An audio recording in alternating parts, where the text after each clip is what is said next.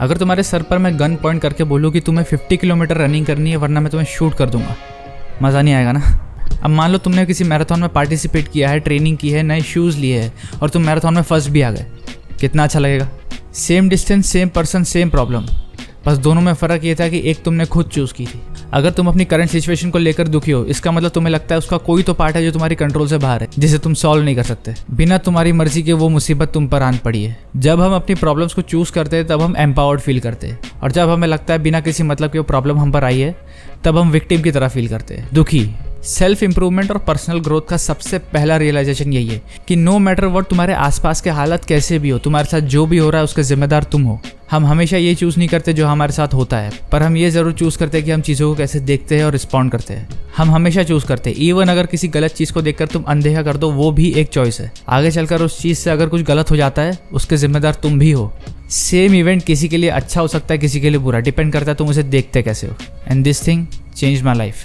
जितना ज़्यादा हम एक्सेप्ट करते हैं अपनी रिस्पॉन्सिबिलिटीज़ को, उतना ज़्यादा हमें पावर मिलती है अपनी लाइफ के ऊपर। और यही पहला स्टेप है अपनी प्रॉब्लम्स को सॉल्व करने का, चाहे वो कैसी भी हो।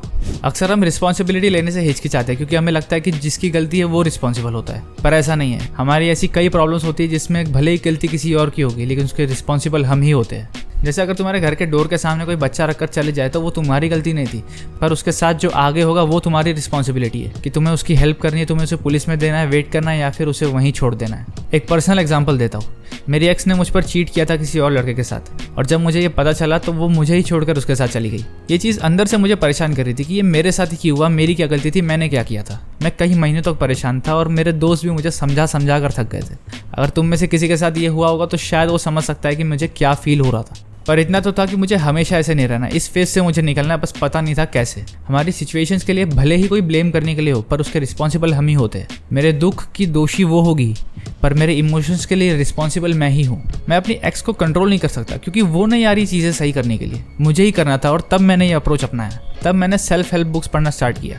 मतलब बुक्स तो मैं पहले भी पढ़ता था, पर फिक्शन नॉवेल्स। मैंने स्टार्ट किया पढ़ना सेल्फ इंप्रूवमेंट, ह्यूमन साइकोलॉजी या फिर प्रोडक्टिविटी के ऊपर। मुझे कुछ नए और अच्छे लोग मिले और मैं बेटर फील करने लगा। स्टिल मुझे अपने एक्स पर गुस्सा आता है, बट एटलीस्ट मैंने अपने इमोशंस की रिस्पॉन्सिबिलिटी लेना सीखा। I started to take care of myself, to improve myself instead of hoping her to come back and fix things she had broken. पर थोड़े टाइम बाद ना मुझे कुछ रियलाइज हुआ। वो गलतियाँ जो मैंने की जब मैं उसके साथ था, उसके वो एक्शंस और बिहेवियर को इग्नोर करना जो उसके कैरेक्टर को दर्शाते, या फिर मेरा उसे ग्रांटेड लेना। पर क्या मेरी मिस्टेक्स उसके एक्शंस को जस्टिफाई करती है? नहीं। पर मैंने ये रिस्पॉन्सिबिलिटी लिया कि मैं ये गलतियाँ दोबारा नहीं करूँगा अपने आने वाले रिलेशंस में। कभी ऐसे सेम साइंस को ओवरलुक नहीं करूँगा ताकि मुझे सेम कॉन्सिक्वेंसेस फिर से ना झेलना पड़े। मेरी एक्स का मुझे छोड़ना शायद बहुत पेनफुल एक्सपीरियंस होगा, पर उस एक्सपीरियंस से मैंने इतना सीखा जितना मैं शायद अपनी बहुत सारी सक्सेसेस को मिलाकर नहीं सीख सकता था। हमें अच्छा लगता है सक्सेस और हैप्पीनेस की रिस्पॉन्सिबिलिटी लेने में, इवन हम झगड़ते भी है क्रेडिट लेने के लिए। पर प्रॉब्लम्स की रिस्पॉन्सिबिलिटी लेना बहुत ज़रूरी है क्योंकि वहीं से रियल लाइफ लर्निंग स्टार्ट होती है। कई लोग साइकोलॉजिकली और इमोशनली सफ़र करते हैं। जैसे किसी का चाइल्डहुड बहुत बुरा होगा, वो बहुत बुली हुआ होगा, या फिर कोई अब्यूज फैमिली में रहता होगा, या फिर कोई फिजिकली या इमोशनली हैरास हुआ होगा। Still it's their responsibility to seek help, to move on और to make best decisions they can despite given circumstances rather than feeling victimized। मेरे पास और भी एग्जांपल्स है, पर शायद कुछ लोग ऑफेंड हो जाएंगे। मेरी बातें ऑफेंसिव होने के लिए ब्लेम मुझे मिलेगा, पर ऑफेंड होना ना होना वो तुम्हारी जिम्मेदारी है। तो अभी से अपने लाइफ में ये वैल्यू ऐड करो, अपनी सारी प्रॉब्लम्स और इमोशंस की जिम्मेदारी लो। ये सिंपल है पर ईजी नहीं है। करो या मत करो, क्योंकि ये करते वक्त तुम्हें बहुत अनसर्टेन और फेलियर की तरह फील होगा। जब तुम अपनी लाइफ की वैल्यूज चेंज करोगे, तुम चीज़ों को अलग तरीके से देखने लग जाओगे, अलग बिहेव करने लग जाओगे, अनकंफर्टेबल भी फील होगा।